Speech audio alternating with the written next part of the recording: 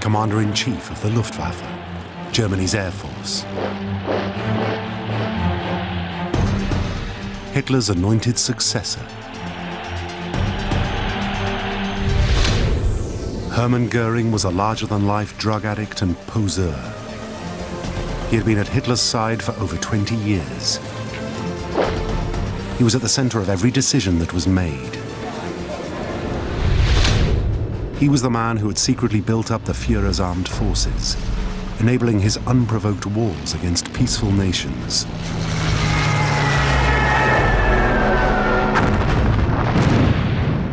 Göring's Luftwaffe flattened the way into Europe for Hitler's conquering armies. And Göring also first suggested the idea of a final solution: the extermination of the Jews. This made him utterly complicit in the crimes of the Third Reich. At the end of the war, Göring was the only top Nazi left alive. The Allies were desperate to put him in the dock. They needed someone who could embody the evils of the regime.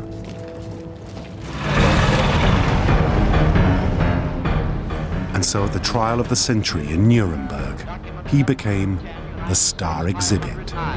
Alle Männer, die irgendwie zur Verfügung waren schon mal dem Volk präsentiert.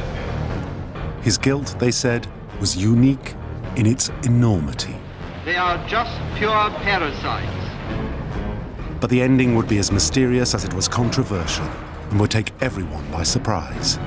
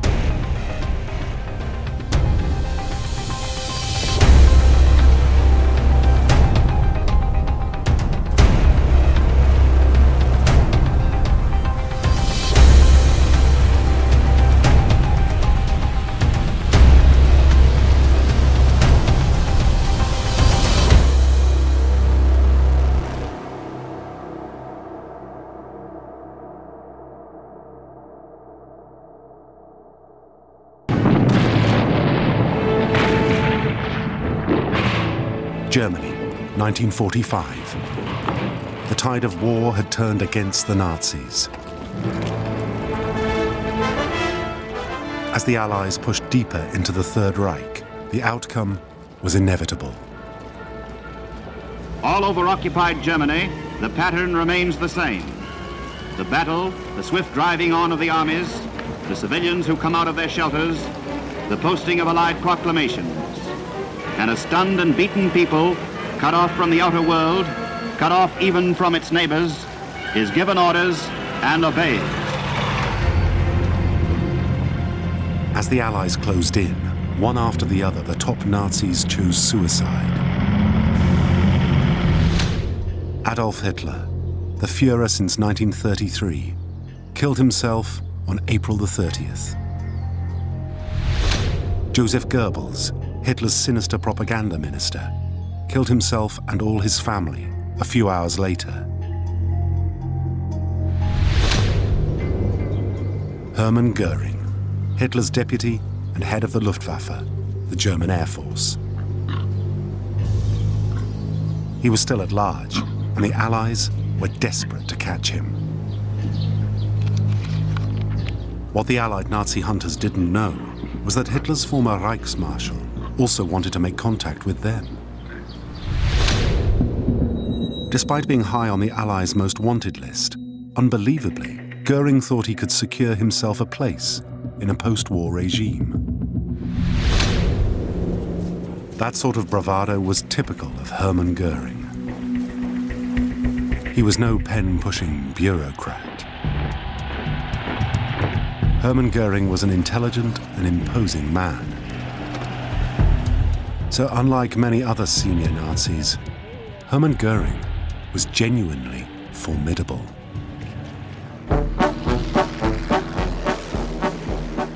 He had been a decorated fighter ace in World War I and had downed 22 enemy airmen.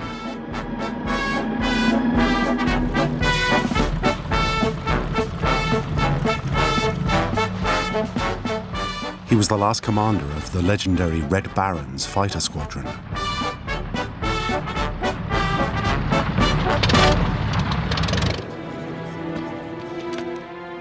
But after the war, when Germany descended into poverty and despair, Göring suffered along with millions of others.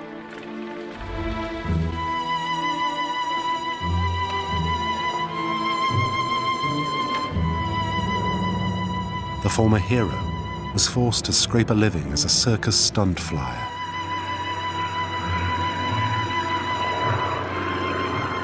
But then, an encounter would change his life. He met Adolf Hitler. And soon he was right by Adolf Hitler's side in his fledgling party. In 1923, Hitler appointed Göring head of the SA, the party's storm battalions, uniformed thugs.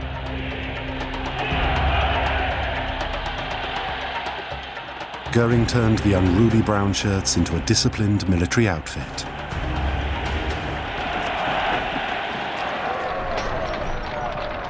Germany was then in a state of political chaos.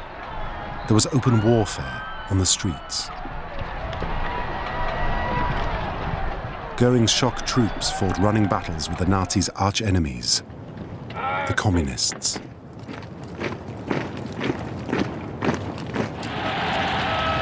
In November 1923, Göring proved his loyalty to Hitler yet further.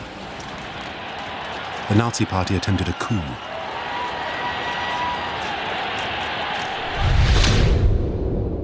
Göring was seriously wounded and had to be treated with morphine, triggering a drug addiction that would never leave him. The so-called beer hall putsch failed, and Göring had to flee Germany.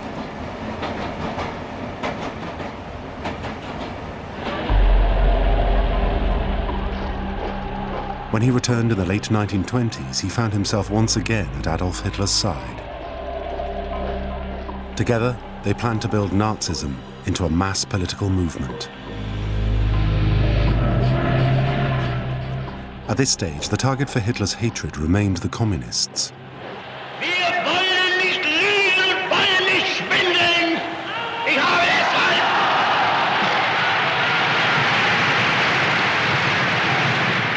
habe deshalb es abgelehnt, jemals vor dieses Volk hinzutreten und billige Versprechungen zu geben.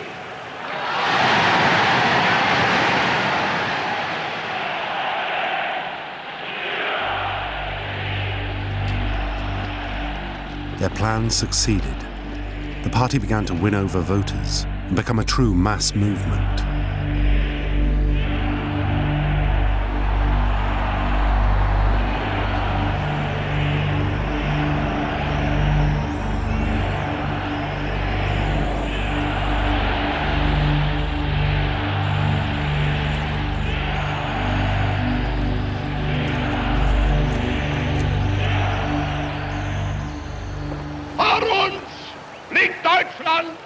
In uns marschiert Deutschland und hinter uns kommt Deutschland!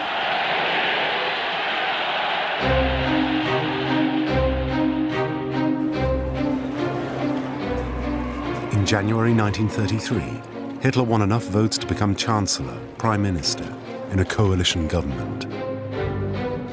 Göring was one of just 2 Nazis in the cabinet.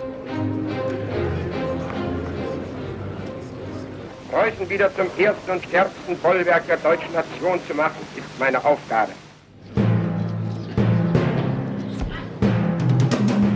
3 months later, Hitler was given authority to rule by decree. He became dictator. Democracy had died in Germany.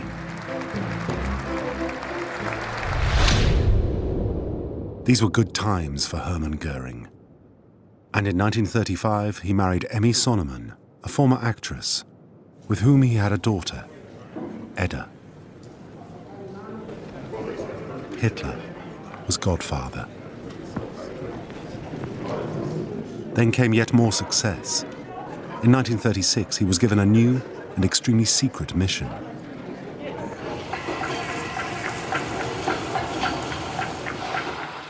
After World War I, Germany was forbidden from having anything other than a tiny army.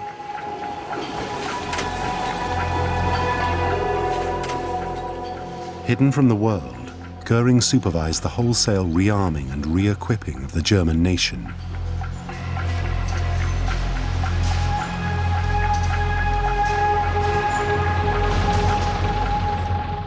He created a formidable fighting force with over 500,000 men, equipped with cutting-edge weaponry and technology.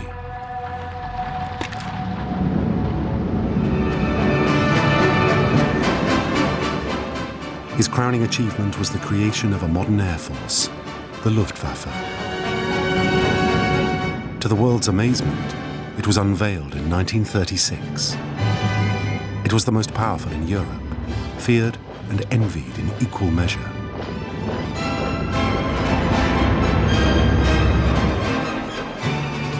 But behind the scenes, he now became embroiled in the policies that would make the Nazis so notorious.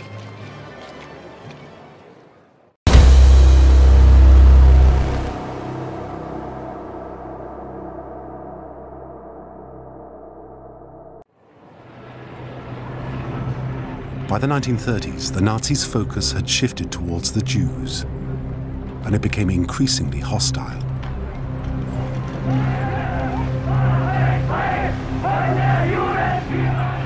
First, Jews were singled out for discrimination. Shops were boycotted. Violence at the hands of the SA soon followed. By 1938, there were targeted riots, ransacking of synagogues, murder and imprisonment. Göring, a rabid anti-Semite, actively encouraged this policy towards the Jews.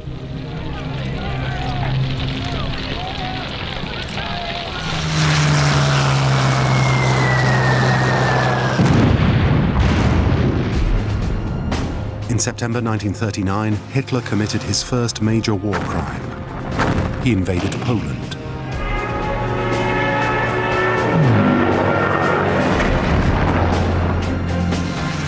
Göring's Luftwaffe was at the forefront of this war of aggression.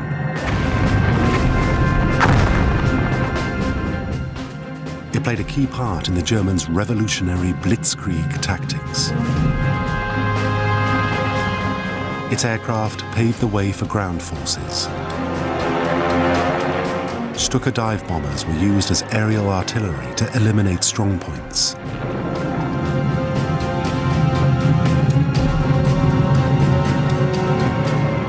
Medium bombers obliterated larger targets.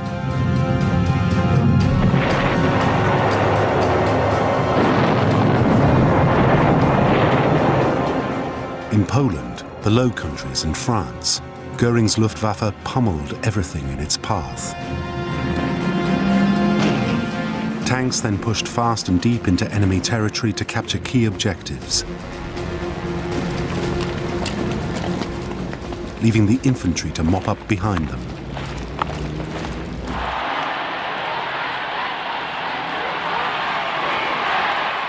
It was a huge success, and Göring was the hero of the hour.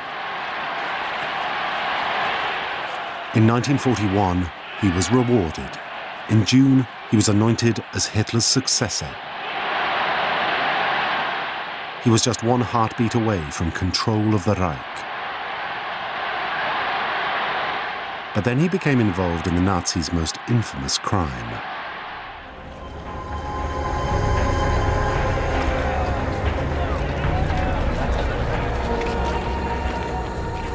More and more Jews were rounded up in the newly captured lands. In 1941, when Hitler invaded Russia, their numbers grew again, and so did the Nazis' Jewish problem. In a letter dating from just after the invasion of Russia, Göring spoke euphemistically of the need for a final solution.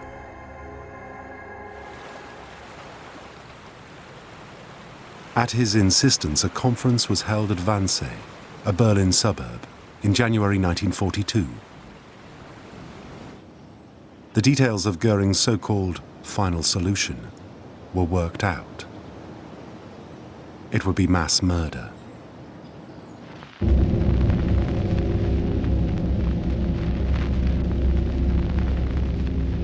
Death camps would be created. Poison gas would be used to kill the Jews.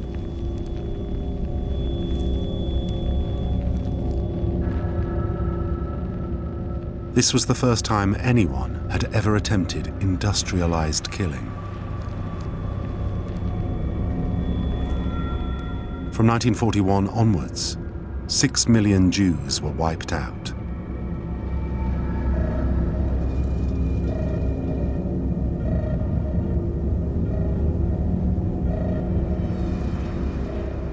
Hermann Göring had started it all off.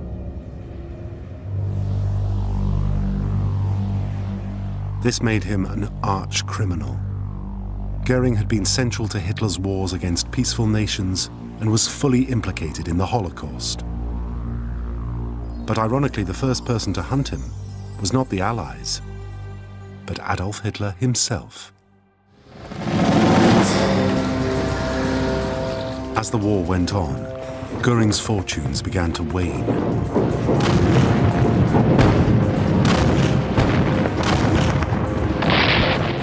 In 1943, in Russia, the German 6th Army was crushed in the cauldron of Stalingrad. Göring had promised the Führer his air force would save the encircled army. But 100,000 German soldiers were killed, and 91,000 captured.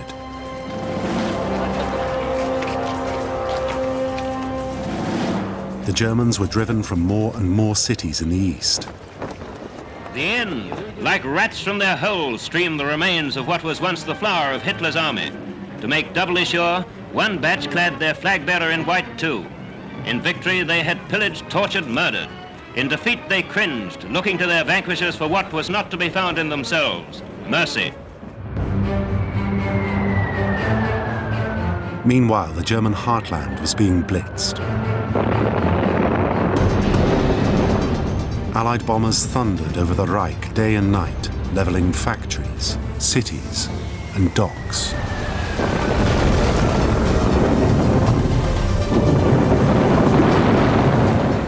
Hamburg was flattened. 50,000 were killed. Berlin bombed around the clock. In Dresden, thousands of civilians were killed in just one night.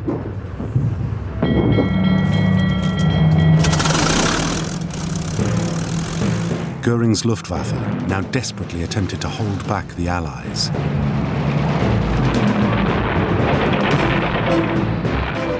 The problem was that the Luftwaffe had been built up for offensive warfare, blitzkrieg. Now Germany was on the defensive, and the overstretched force couldn't cope.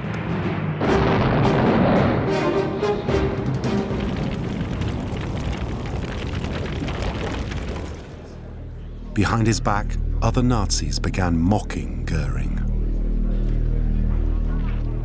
Worse still, his life was spiraling out of control. His drug addiction grew, and by the end of 1944, a huge gulf had opened up between him and the Führer. Hitler was increasingly critical and aggressive towards his Luftwaffe commander.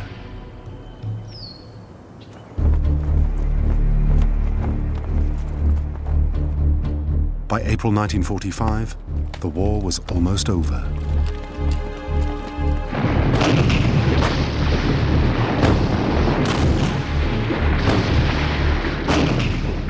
The Russian juggernaut was in the outskirts of Berlin.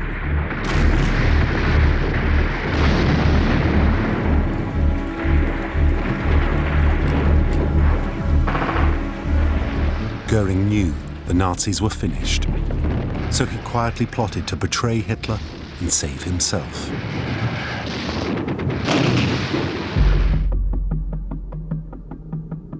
As shells rained down on Berlin, Göring left Hitler's besieged bunker, citing extremely important tasks in the south.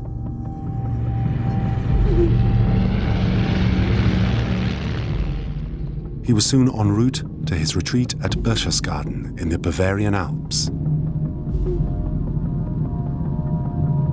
His plan was to meet General Eisenhower and sue for peace.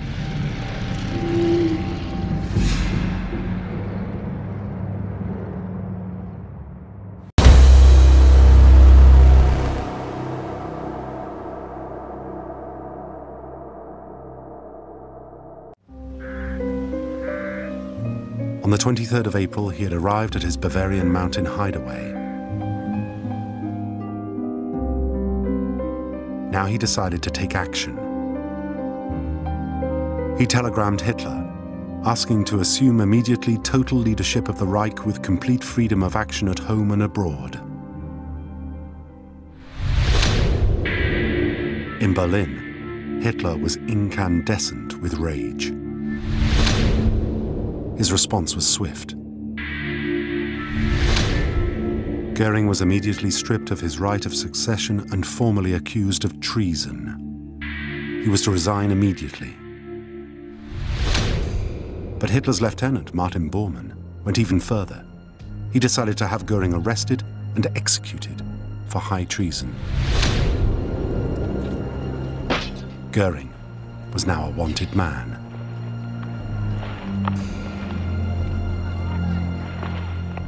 Bormann immediately ordered the SS into action. An elite squad was dispatched to capture and kill the Reichsmarschall.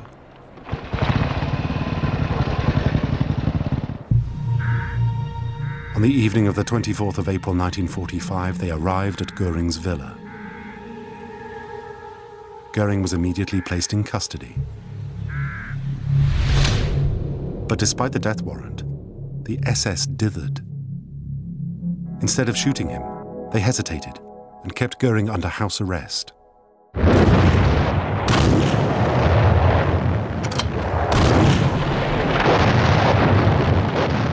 Meanwhile, all across Germany, chaos reigned.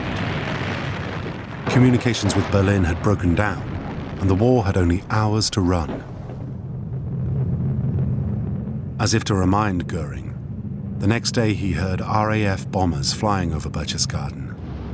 Their target, Hitler's nearby mountain retreat, the Berghof.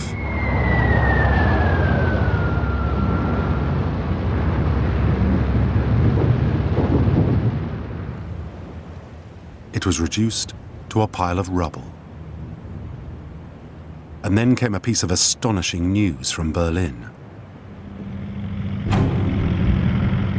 The Führer was dead. Here is a news flash. The German radio has just announced that Hitler is dead. I repeat that, Hitler is dead. On the night of the 30th of April 1945, Hitler committed suicide in Berlin with a bullet in the head. Göring was off the hook. And within days, many prominent Nazis would also commit suicide, leaving Hermann Göring, the last major Nazi standing.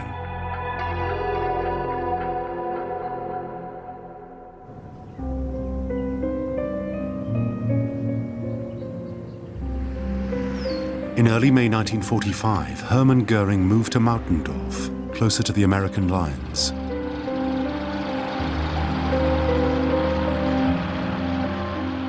He made an arduous journey along roads crammed with refugees and soldiers.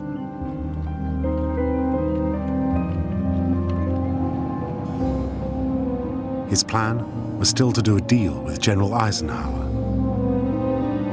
His hope was to prepare himself for the post-war regime and secure himself a future.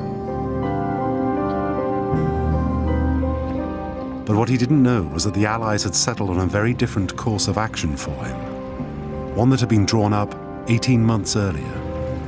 In fact, the Allied leaders had long had a very clear idea about what to do with the Nazi elite. For a few days, Tehran becomes the center and focus of the world. We are no longer concerned with the question of how to win the war. The question is, how soon?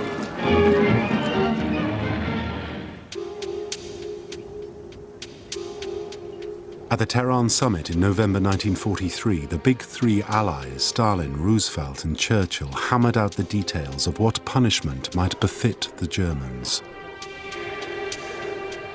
Stalin, half in jest, suggested the Holocaust could only be avenged by executing 50,000 top Nazis. Roosevelt sarcastically suggested 49,000 would do. Churchill walked out in disgust.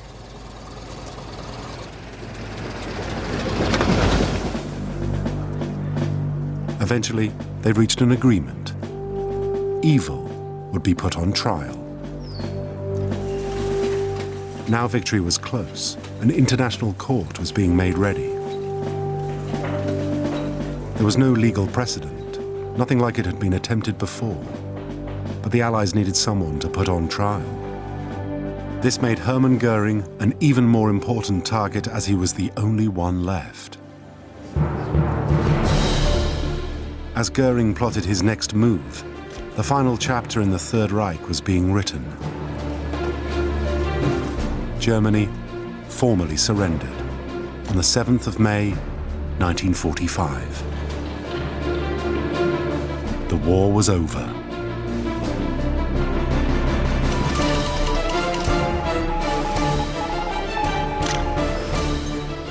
Radios across the theater of operations told troops from both sides to stand down. Hermann Göring could now make his move. Oblivious to the fact the Allies wanted his head, Göring now decided actively to seek them out rather than wait for them to find him. He sent his adjutant, Colonel Bert von Brauchitsch, as an envoy to make contact with the Americans. He was armed with a letter addressed to Allied Supreme Commander General Eisenhower. In it, he offered his full cooperation in the rebuilding and running of Germany. The letter was delivered to the 36th Infantry Division at Kufstein.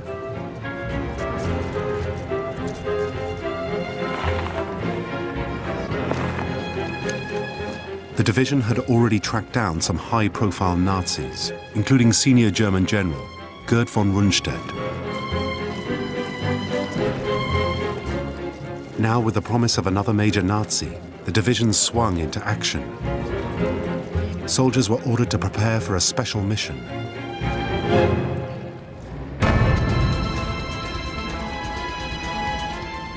They readied their vehicles, weapons, and 5 days' worth of ammunition and rations. The first great Nazi hunt of the post-war era was underway. Rumors spread among the troops. Their target could be the biggest prize in Nazi Germany, second only to Hitler. The American column crossed the German lines. They passed through the eerily quiet fields of troops and motored on to Mautendorf, 54 miles away. But when they got there, Göring had gone. It seemed they had missed their prey.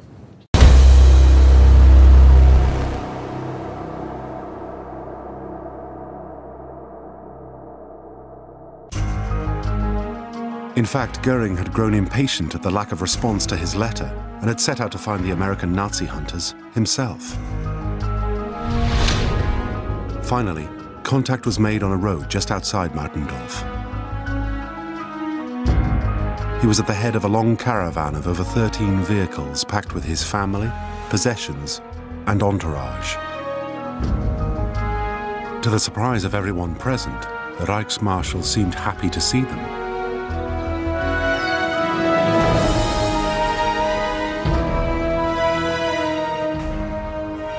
But this was not going to be the happy ending Göring had anticipated.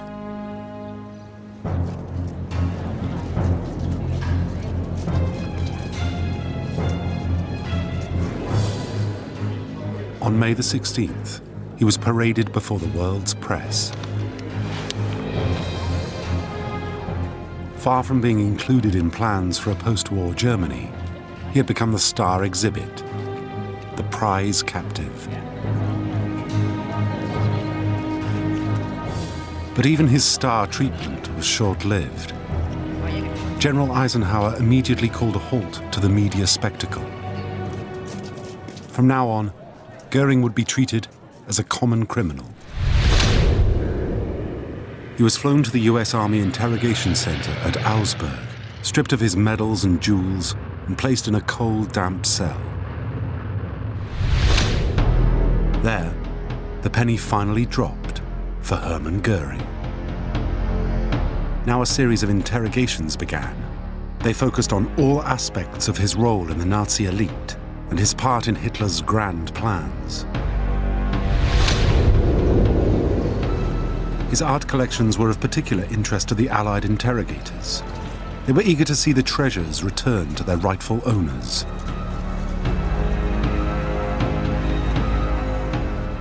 Göring guided US troops to their whereabouts.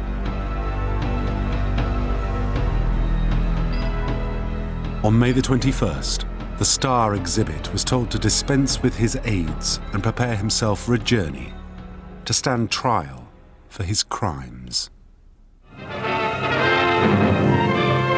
Behind the cold, gray facade of this courthouse in Nuremberg, the greatest trial drama of our times begins. Here, the governments of France, Russia, Great Britain, and the United States, representing civilization, oppose the top 20 leaders of an aggressor nation. The big Nazis are being charged with mass crimes against humanity.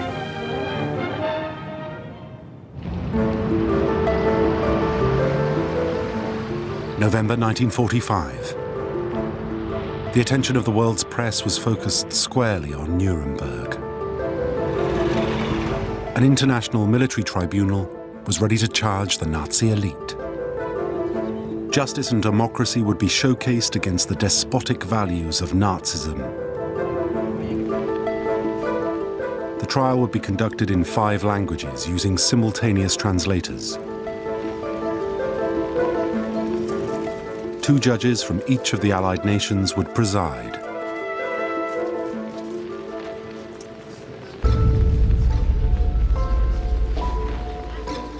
Hermann Göring led the defendants into the courtroom on November the 21st, 1945. Prison appeared to have been good for him. He looked sharper, more alert. He had lost weight. And he had weaned himself off his addiction to morphine.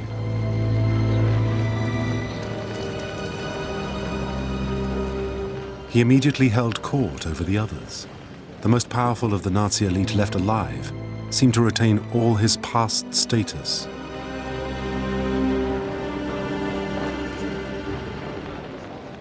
All the defendants had been given copies of the indictment beforehand. They knew the charges against them. The tribunal had decided that the Nazi accused would be charged on 4 separate counts. Conspiracy to wage war, crimes against the peace for invading countries without provocation, war crimes for maltreating and executing soldiers and civilians, and crimes against humanity for the Holocaust. Attention! Tribunal! Lord Justice Lawrence and Sir Norman Burkitt, Britain, sit with 6 other judges, 2 each from US, France, and Russia. In a comprehensive indictment of 24,000 words are listed the charges against the prisoners, a record of iniquity without parallel. The indictment was read out to the accused by lead US prosecutor Robert Jackson. The wrongs which we seek to condemn and punish have been so calculated, so malignant and so devastating that civilization cannot tolerate their being ignored. But right from the start, Göring was up for a fight. The prisoners were brought one by one to the microphone to plead. Number 1, Göring. How we all wish it had been Hitler himself. You must plead guilty or not guilty. Bekenne mich im Sinne der Anklage nicht schuldig. Göring's confident plea of not guilty was a sign that he intended to take on his accusers. The prosecution began its case by trying to shock the court.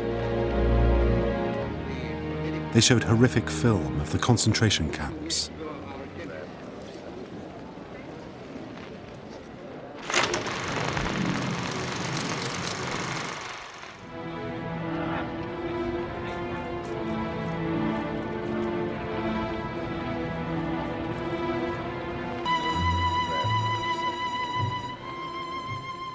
An American psychologist noted how Göring looked away, not watching the harrowing footage. Tended to overthrow, and later did overthrow, the Weimar... As the trial continued, moving testimony from camp survivors was heard by the defendants. Les récalcitrants ont été déportés, généralement, si j'ai bonne mémoire, à Sachsenhausen.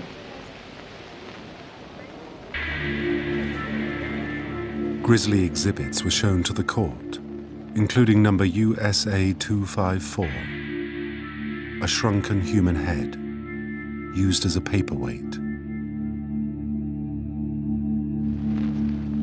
The trouble was, it was easy to show how evil the regime had been. Even those in the dock couldn't defend what they had seen. He held the formal rank of Führer. However, finding evidence that proved the individual accused were responsible was more complex.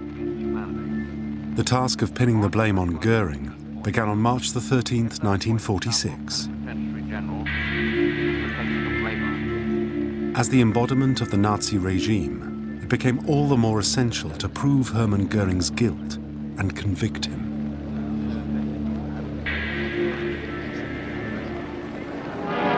At Nuremberg, the judges enter to hear the case for the defense in the war crimes trial.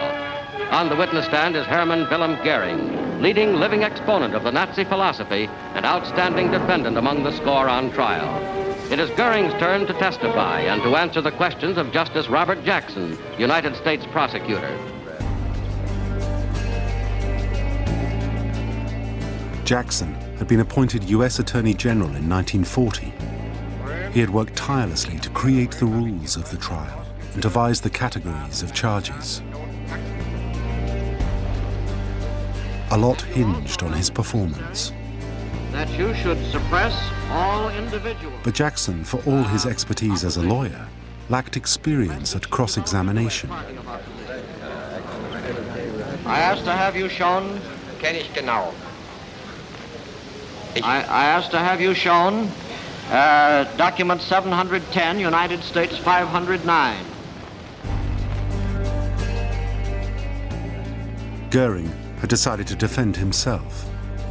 He immediately appeared unrepentant. It was on the 22nd of April, 1938, when you published penalties for veiling the character of a Jewish enterprise within the Reich.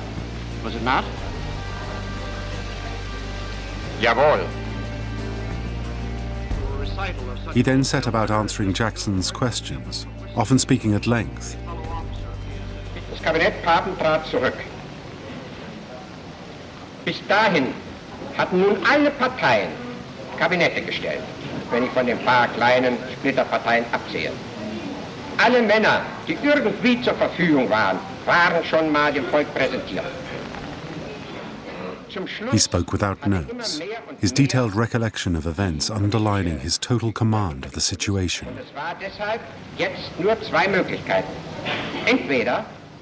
It started to become obvious that Jackson was not up to the job. It seemed the Allies and Jackson in particular had underestimated the man who sat before them. Before the trial, Göring had trounced his co-defendants in the US Army IQ test. Now he showed he had regained much of his mental agility and incisive thinking. the great Nazi show trial was starting to unravel. One English lawyer even described how Göring impressed him. Suave, shrewd. He quickly saw the elements of the situation. His self-control, too, was remarkable. And yet, because of the... Jackson managed to lay some blows about Göring's persecution of the Jews before 1939, as well as his hoard of plundered art treasures. Of any kind to bear to prevent that step. But none of this was enough to tie him to a major crime committed during the war. Wohl überhaupt nur ich übernehmen und tragen konnte. Göring repeatedly wormed his way out of the questioning. Soon he started to gain the upper hand. He spoke English and understood Jackson's questions well before they were translated. This gave him plenty of time to plan his answer. Göring was getting away with it. International law doctrine of reprisal. Luckily, a man was standing by, ready to step into the breach.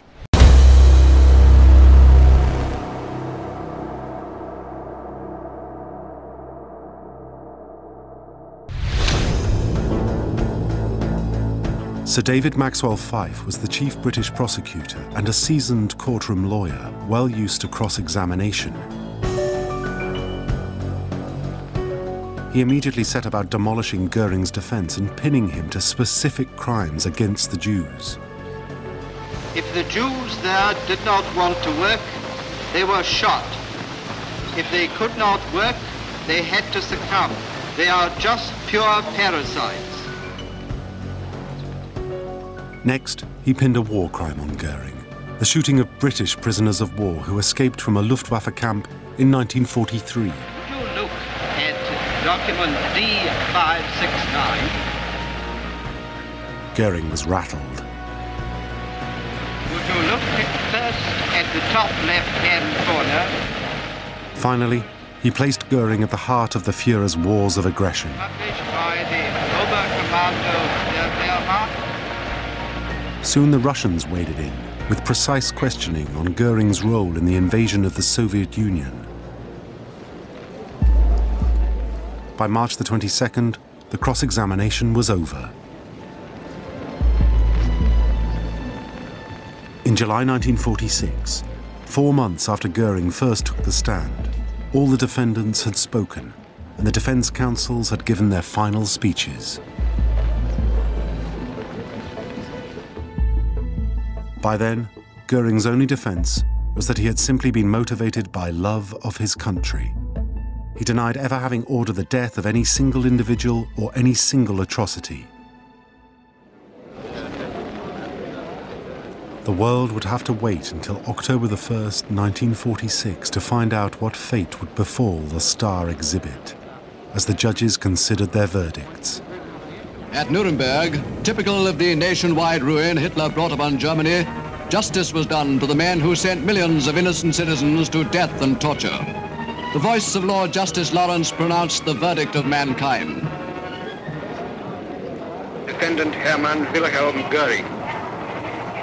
The International Military Tribunal sentences you to death by hanging.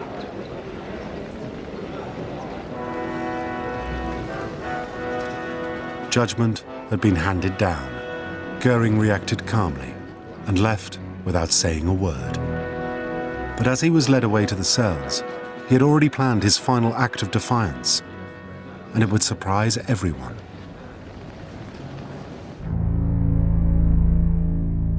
The day after his sentence, Göring wrote to the military tribunal.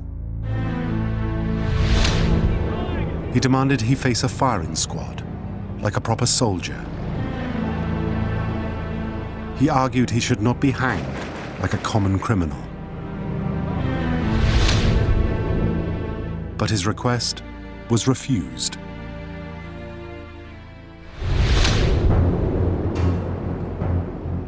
As the days passed before the execution, Göring saw his wife, Emmy, and daughter, Edda, and began to make his final preparations at the Nuremberg jail.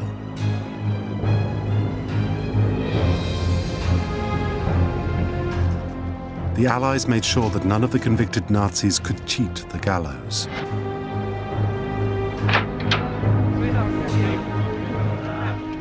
Anything that could be used to commit suicide was removed. The prisoners were kept under constant surveillance. Contact with the outside world was strictly controlled. Their guards never left their side, and the Nazis were forbidden to talk amongst themselves. Hermann Göring was just too precious to lose.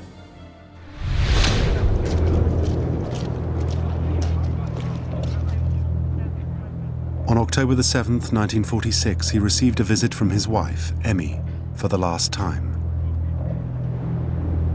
In the courthouse gymnasium, the gallows had been prepared and Göring's executioner selected. Master Sergeant John C. Woods would be the hangman. The execution was planned for 2 a.m. on October the 16th, 1946. It was supposed to be kept top secret, but Göring found out the day before. That evening, the prison chaplain visited Göring in cell 5.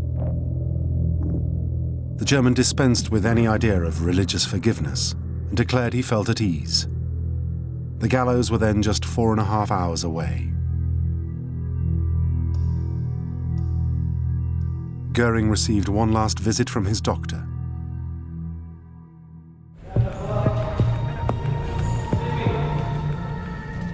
At 22:44, Göring's duty guard saw him convulse and exhale. He was dead. He had committed suicide by cyanide capsule. He had cheated the gallows in a final act of defiance. Now the question was, how had Göring smuggled in the capsule? Rumors circulated that Göring's suicide had been abetted by an accomplice. Candidates included his wife, Emmy, who was said to have slipped Göring the suicide pill during their farewell kiss. The official story is far simpler, and Göring ensured no one was blamed for the capsule. In a letter left in his cell addressed to the prison commandant, he boasted that he had 2 capsules hidden in his belongings at all times. The one he used was hidden in a pot of cream he had kept to treat his eczema. So it was that Nazi Germany's last senior figure escaped execution.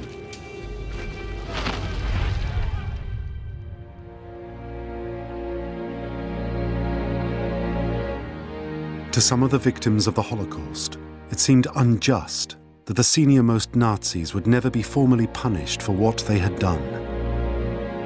But for others, the regime was at least made to face up to what it had done thanks to Nuremberg.